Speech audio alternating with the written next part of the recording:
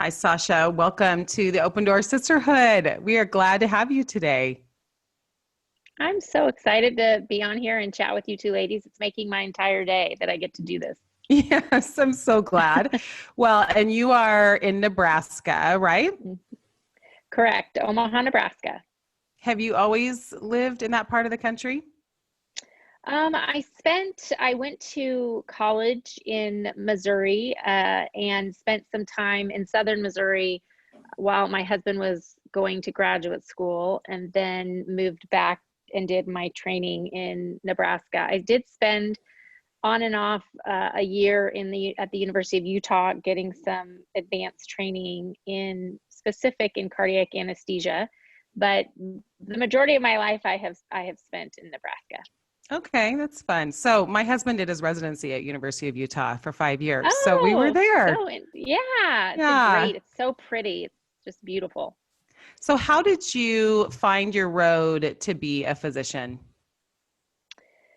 Well, that's a great question. I think I always loved math and science, and I was kind of the nerd, and and growing up, I loved those types of um, subjects, and I liked to excel in the sciences. And yet I always knew that I wanted to do something in the medical field. I wasn't really sure.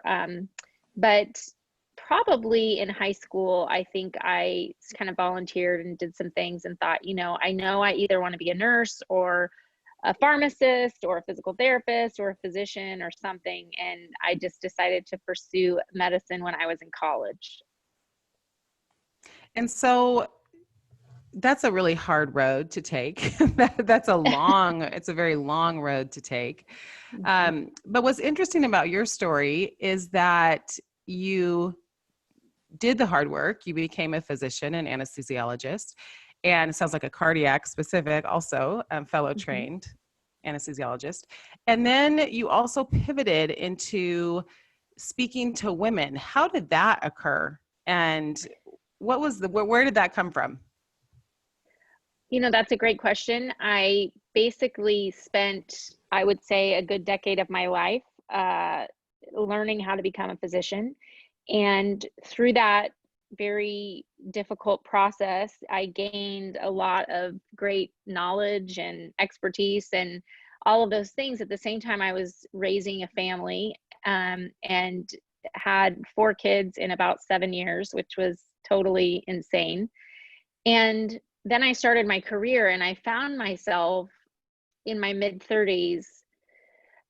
While on paper I looked pretty successful, on the inside I was really struggling because what I recognize now when I look back and reflect was that every year of becoming a physician and then being a mother, I really lost my own identity and I lost who I was in my core and my authentic self. And I didn't have any time to myself, let alone even think about having any time to spend with a friend or have any other connections with women. And what that led to was a very dark place in my life about 6 years ago where I burned out. I wanted to quit medicine. I felt like I was failing at being a doctor. I was failing at being a mother. I was failing at being a wife. And I didn't even know what I needed. I had no concept of how to really get out of the dark place I was in. And I just realized that being a physician had completely taken over my identity. And when I wasn't being a physician, I was being a mom. And it was just like I had no me. There was no Sasha Mm-hmm. left. So I took about a year of really changing who I was at the core of my being, getting back to things I like to do, like read and play my guitar and write and do all these things that really made me Sasha. But I felt like I had lost them along the way and putting up healthy boundaries. And then at the end of that year, I realized that while I felt a lot better and I was a lot healthier, I still was completely isolated. I'd lost like so many friendships just because of neglect. And that's when I started a group with 10 women doctors. I just asked them if they wanted to join a group where we were positive and uplifting and encouraging each other. And then that grew to my Facebook group, which now has 11,000 doctors in it. And then that grew to my company, Brave Enough, that I started just blogging and speaking and writing a book and courses and all of that. So I never really, it wasn't like I woke up one day and was like, I'm going to build a company or I'm going to start kind of my mission. But I basically built what I needed myself. And it was so like, just completely, it just took off like wildfire, because I think when we get to the middle of our life where we're the most busy, it is so easy to become completely isolated. And we often think that like spending time investing in ourselves or other relationships with our friends is something that is selfish or is like optional. You know, it's like the whipped cream on your sundae, you don't really need it, right? And but we actually really do need to take care of ourselves and to establish and nurture our friendships in the middle of our life. So that's how I kind of went from medicine to adding Brave Enough, and that's what I do now as well. Can we go back to that place, that dark place when you realized something needs to change, and the question of time? Because I think a lot of women, especially if they're working full time and they're parenting, they would love to do some of those things that they used to do, that they know that they love to do, that they know are good for them, like exercise or spend time with friends, but they know that they only have 24 hours in the day. How did you start to make decisions about how you were going to use your time? And did you have to give some things up in order to put some things in? That's a great question. And that's exactly how I got out of that dark place. The very first thing I did, and I talk about this in chapter 5 in the book, Between Grit and Grace, which I've written. I talk about this because it wasn't like I didn't like go to some, week-long retreat somewhere and like reorganize my life. I just started with a simple promise to myself that every morning I was going to get up and spend 30 minutes by myself. And I can tell you at the beginning, that was like, it felt like totally impossible because I had to go to bed earlier. And at night, I would be doing all the kids' things like going through their backpacks and packing their lunches. And I remember the first time I went to bed earlier and my husband's like, "What are you doing? Are you sick?" Because I never and I was like, "No, I'm getting up early to spend time with myself." And he's like, "Well, we have all this stuff to do." And I'm like, "Oh, I don't do that anymore." Like it was really challenging. It kind of rippled through our whole family, and we had to change some things because we had to have the kids start packing their lunches, and we actually hired somebody to come in the morning for an hour and help out because we both leave really early in the morning. And like that's really important because it's important to see that when you're stressed and when you have a million things in your family going on, you don't want to just take all of your stress and put it on your partner because then they burn out, right? So we actually realized that we were more than a 2.0 FTE family, that we need help. But honestly, all I did was spend 30 minutes in the morning with myself. At the beginning, I was so empty inside and such a mess that it was really scary to spend time with myself. I would sometimes just sit at my coffee table or kitchen table and cry and like read one passage of scripture, which I hadn't read in like several years, besides going to church on Sundays, because I was just like, I don't even know what, I mean, daily devotions, that had been removed from my life, years before, because I was just barely hanging on, and I would only read my Bible when I was really struggling. I just would start like reading scripture, or sometimes I would go for an exercise, get on the treadmill for 20 minutes and just walk. But what came in that time was clarity. It wasn't like my life suddenly, everything was perfect and I lost 30 pounds and, my skin was aglow and I had friends and I was suddenly wonderful. And it was just clarity because I had not stopped to think about things and think about my priorities and think about my life and think about all my overcommitments in years. I was just doing this, right? I was just treading water. So I think that I tell women, the simplest way to get your life back on track and recognize what's healthy and what's not healthy is to spend time with yourself, not scrolling social media, not watching Netflix, because that's what we do when we have 30 minutes alone. You know, we're like, oh my gosh, I just want to be away from the kids and away from my job. I just want to numb out. But actually, like, think about the status of your health and well-being and your relationships and everything. And it was life-changing for me because I recognized what was missing, and I recognized what I needed to get rid of and what I needed to bring back. You know, I call that playing offense instead of defense, because I think so often we're just reactive. And so, you know, life is just coming at us.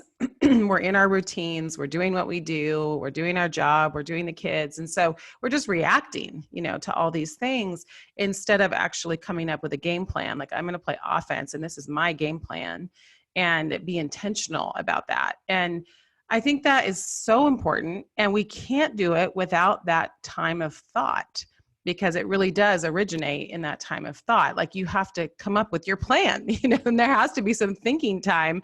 I mean, you have whole coaching staffs that their entire job is to come up with a plan for their team, you know, but and even for our families, that's so important, you know, that we are taking the time to think through that. So can you talk to us about what you found when you started sharing your experience? Obviously, it started resonating with other women. What did you hear? Well, it's really interesting because what I overwhelmingly heard was that women were so alone. They felt like they were the only ones that felt like they were failing in whatever area. So their marriage would be struggling, and they would feel like they couldn't share that with anyone because they didn't have anyone to share it with that they felt wouldn't judge them, or they were struggling with their parenting, but they felt like it was just them, or they were struggling at work to be brave, to speak up or stand up for themselves. And they would go home at night and like do the replay, like, oh, was I too brash when I asked for this? Or should I not have spoke up? Or, you know, the replay that we do as women. And basically what that does is it just erodes at our self-confidence, and then we don't want to reach out to establish friendships or relationships or ask for help. So the overwhelming feeling at first was like, all these women were like, oh my gosh, that's me. I'm struggling with that. I don't remember the last time I took 30 minutes to myself, and I feel guilty if I ever do. Or I want to, you know, I got asked to go have coffee with a friend, but I've been working 40 hours this week or 50 hours this week, and I feel really like I'm a bad mom if I go have coffee with my girlfriend on Saturday morning. And it's just like, it normalized. There were so many women that were having similar issues. And so all I did was start just very humbly writing about like my own experiences in a blog. And that just kind of grew to be a support and a network system for women, where they can share their own struggles, but also get some peer coaching and feedback on how other women have dealt with similar things. You know, medicine is a very male dominated environment. I think no matter what area though that you work in, whether it's education or whether it's technology, most of our leaders in the workforce are men. So even if we work with a lot of women, our bosses, our supervisors, our managers the majority of them are men. And I think that it's very different for a woman in her mid-career who is struggling with a lot of things that our male counterparts may not be experiencing at the same level, and then having to report or answer to a male boss who may be very supportive, but doesn't understand what we're experiencing day to day. So can you talk, I do want to dive into that a little bit, of how do women find their voice at a table full of maybe men, but also mixed, maybe, you know, could just be mixed gender? Mm-hmm. Because what I'm hearing from you is that this half an hour was super transformational. And in doing so, you are finding who you are. And in finding who you are, you start finding your voice, right? Because you really start knowing who you are and what you believe and what you think. But it's definitely a next step to share your voice with others, right? Because you can find your voice yourself and then know what you think, but to actually share that especially when you feel like it's a vulnerable place to share or maybe not super safe. How did you overcome that barrier, and give us some tips on that? Well, it's interesting because this is kind of the premise of the book that I wrote, is that I found myself oftentimes requiring a lot of grit in my job. And I think women require grit just raising families in our communities, whatever we're doing. There are times where we have to use our voice to either give an idea, share an idea, or to defend ourselves or defend our children or whatever it is, whatever we're working towards. But I would find that after having those moments where I would be brave enough to share my voice, then I would do this whole like, oh, let's dissect everything I said later on the way home. And was this the right thing? Or should I not have said that? And then I would maybe hold back the next time. And then I would receive feedback like, well, why don't you talk more? You know, we need you to share more ideas. And so I felt like there was grace on one side and grit on the other. And I was like bouncing between these two. And no matter what I did, it wasn't right. And I really did a lot of research on this. And there's a lot of research that talks about this basically in the psychology literature that women experience in the workforce. Basically, when we are leaders, we're seen, or gritty, or we share our voice, we are seen as competent, but not likable. And we all want to be liked, you know? And so that's the woman that maybe you work with and you think she's really competent, but you really don't want to ask her to have coffee. Like she doesn't get invited to the stuff, you know? Then on the other side, you have women who are more collaborators. Maybe they're more quiet, they're more pulled back. They're seen as collaborators and likable, but they're often not seen as competent, even if they are. So I talk about this in the book, that the first thing to do is embrace your own authentic voice. And when you do that and you get brave enough to speak up, then you can amplify other voices of women. So when a woman is now, if I'm sitting in a meeting and a woman starts sharing and maybe she's getting really passionate and she's getting really authoritative or assertive because she's really knowledgeable about something, I will affirm that woman. I used to be like, oh gosh, don't be so, oh no, where is she going with this? You know, is she going to make us all look bad? And now I'm like, okay, that's an awesome idea. You know, Susan, let's hear more about that. You have a lot of experience. I love how passionate you are about this. And everybody kind of goes, oh, like, it's okay that she's being really passionate about this. It's okay that she's being assertive or authoritative. It's okay that she's leading this conversation. And Sasha just affirmed her. So let's all get on board with this. So I think the bottom line is, no matter where you are in your personality on that spectrum, you're going to face backlash. So we need your expertise and your creativity and your voice. It helps all women around the table when you share. That's super interesting as far as the dynamic from one extreme to the next. Do you think that women who tend to be more on the grit, authoritative side tend to get promoted more? So we know that women, yes, they do get promoted more, but they also experience more isolation in their jobs. Mm-hmm. And they get more backlash. And that's why, honestly, if you look at the US workforce in any area, there's women fall off at about the 3rd to 4th level manager position. And it's not because women aren't competent or because we don't know what we're doing.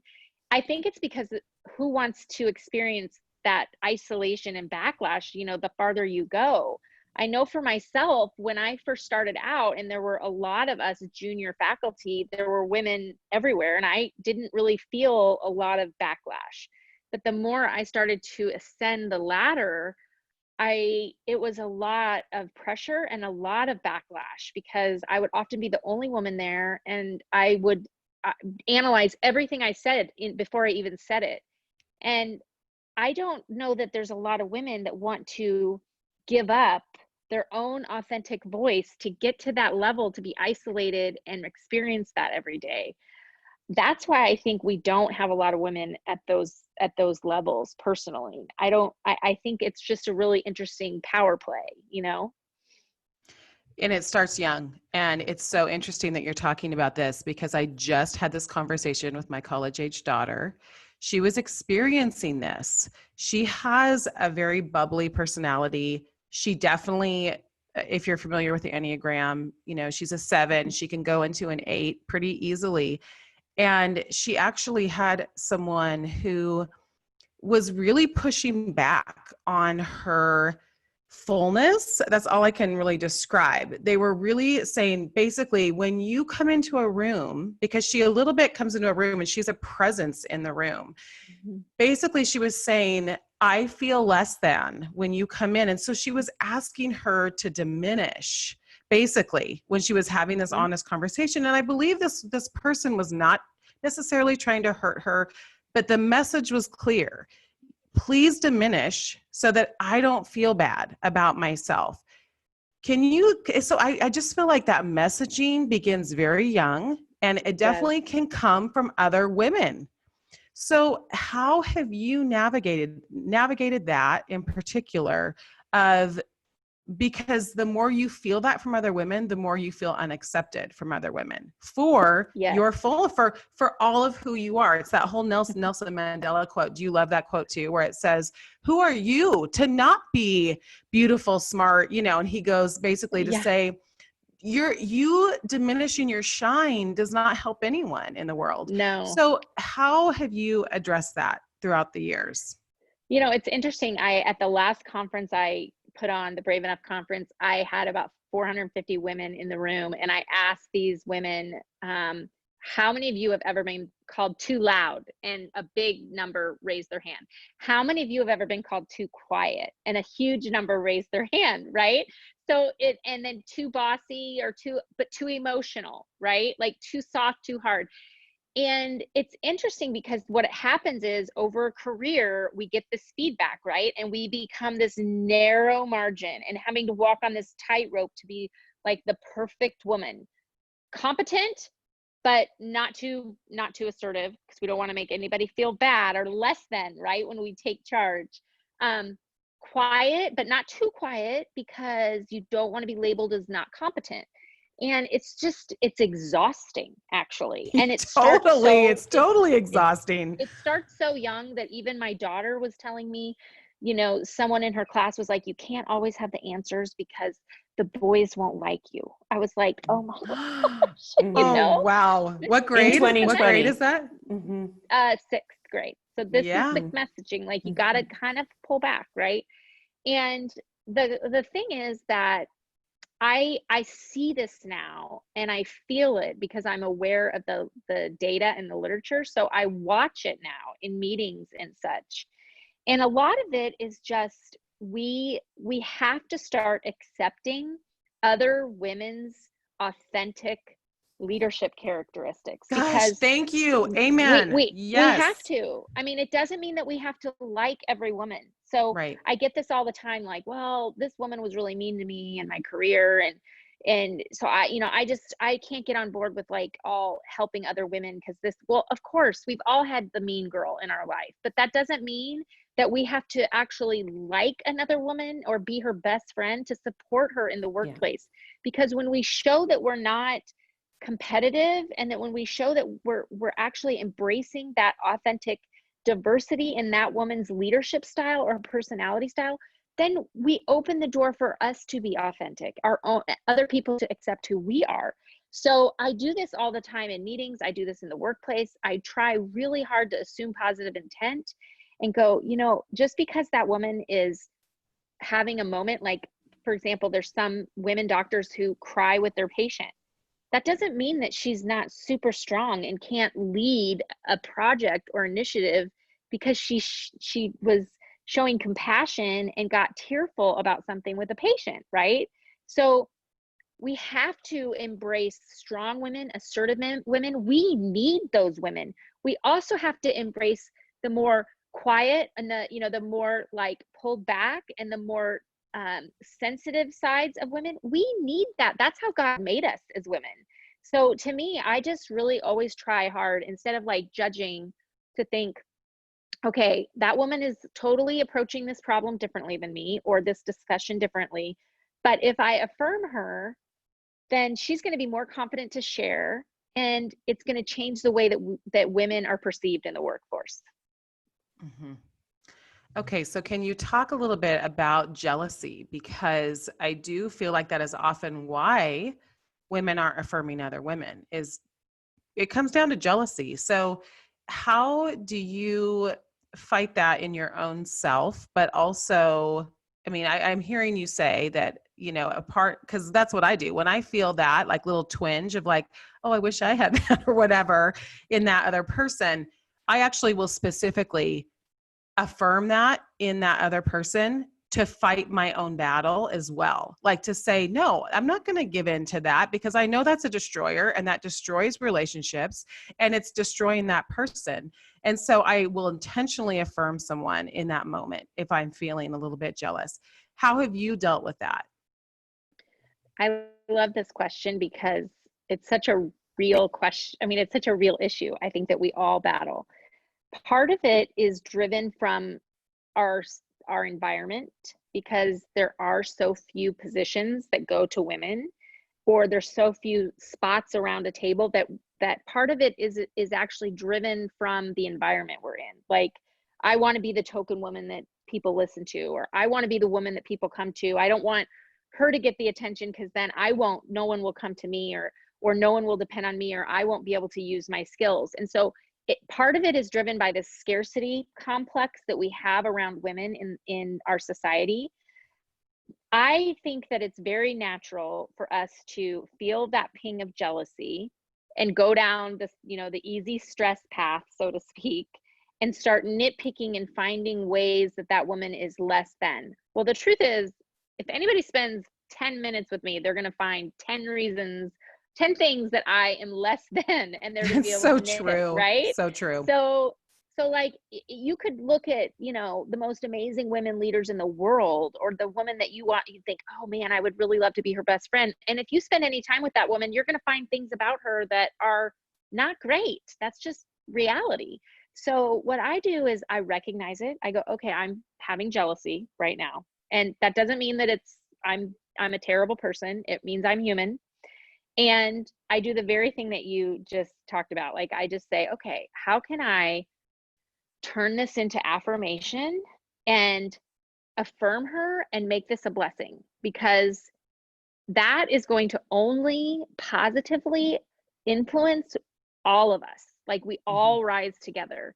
And so I think that it's a real thing. Like, I don't think that we should be hard on ourselves when we experience jealousy, because all of us do.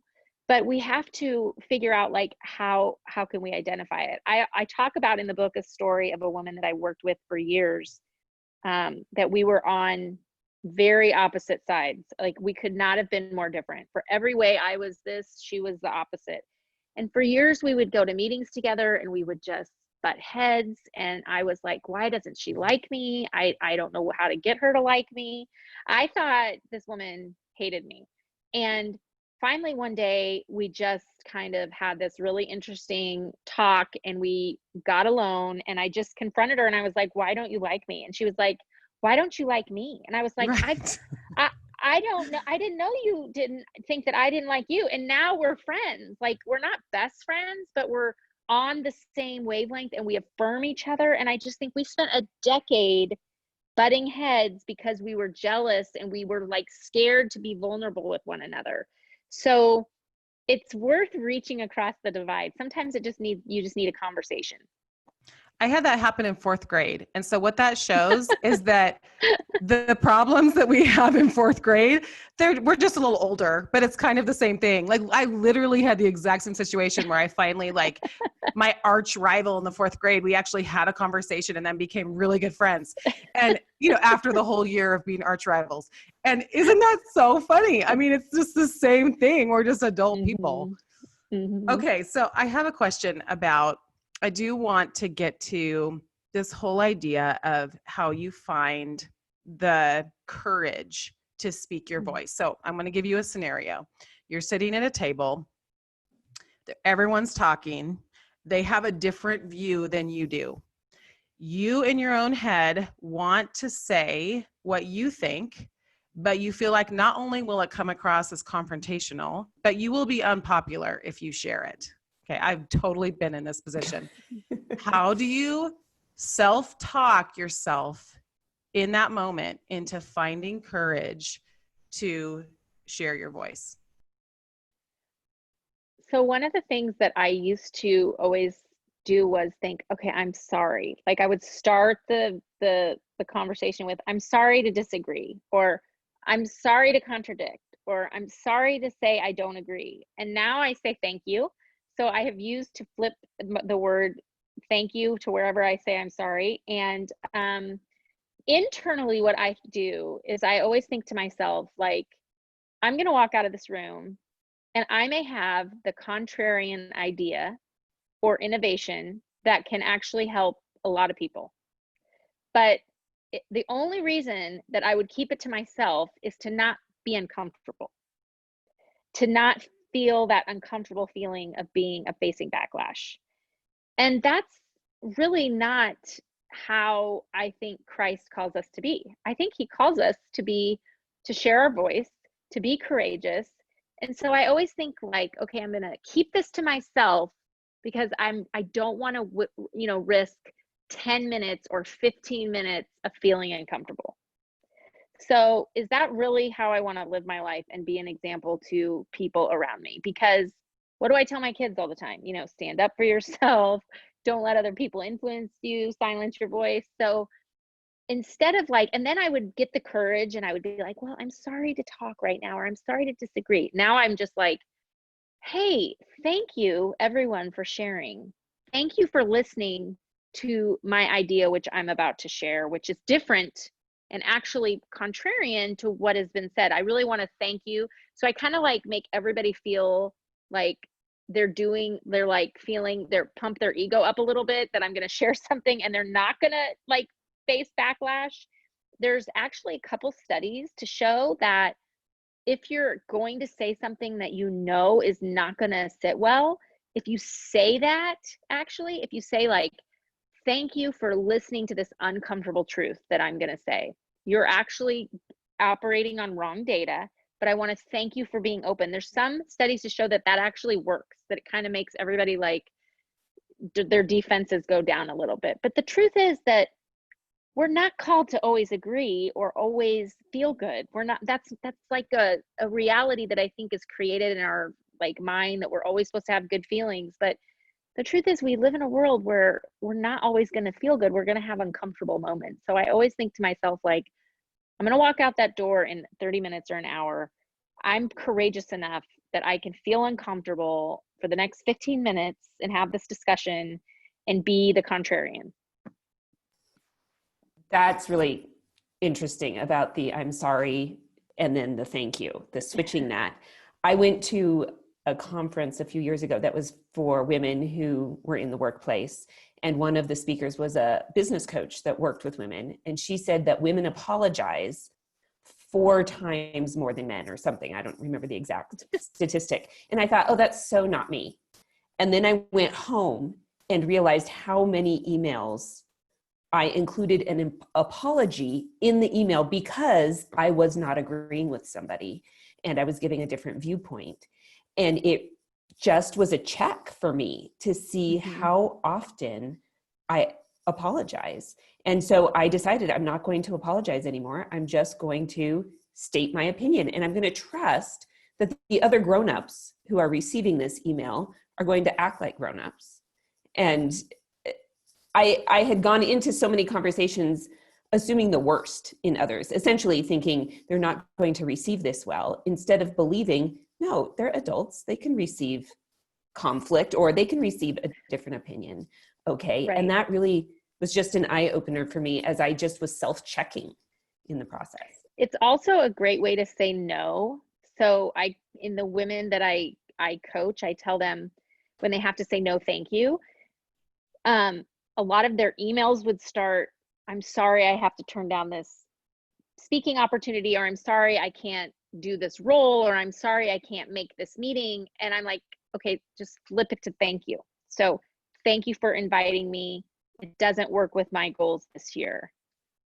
There doesn't need to be an apology because that's the truth. Like, and so I think it's going from a place of like, when you say you're sorry, you're automatically putting yourself down here. And it could be something that someone asked you to do that is a great opportunity, but it's not right for you. And there doesn't, when you say, I'm sorry, I can't do that, you're basically saying that you're somehow in the wrong when it's a choice and you're not in the wrong by saying no, thank you. So I think it's so interesting. I see this all the time in women residents that I train, when they're asking for something. So they're doing a procedure and they'll need something. And instead of saying, can I please have this, which the male residents I work with do, they say, I'm sorry to ask you, but I really need this XYZ. And I'm thinking, what are you doing? You didn't just screw up. You didn't just make a mistake. You're asking for help, because then it looks like you're not as competent instantly. And I point this out. I see this in women doctors that I train all the time. That is so good. And I'm just smiling thinking of you mentoring these young women. It just makes me happy to think about that.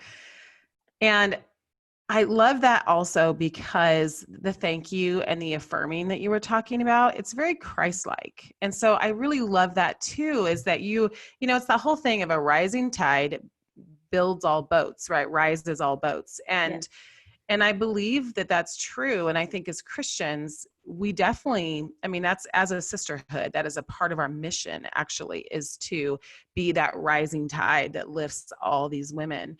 And we want to be that in the world, that voice in the world. And it is very Christ-like. And so just thank you for doing what you're doing and for being that voice that says, I want to affirm and I want to cheerlead you on in who you are and your voice in the world.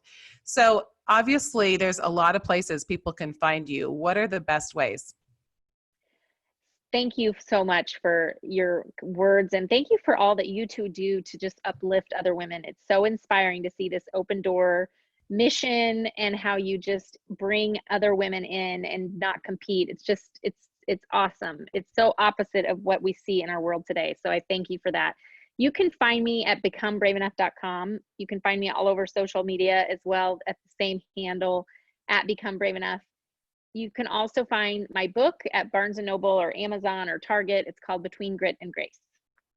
Okay, so I just want a last word from you to the women who are listening today. What do you want to say to them?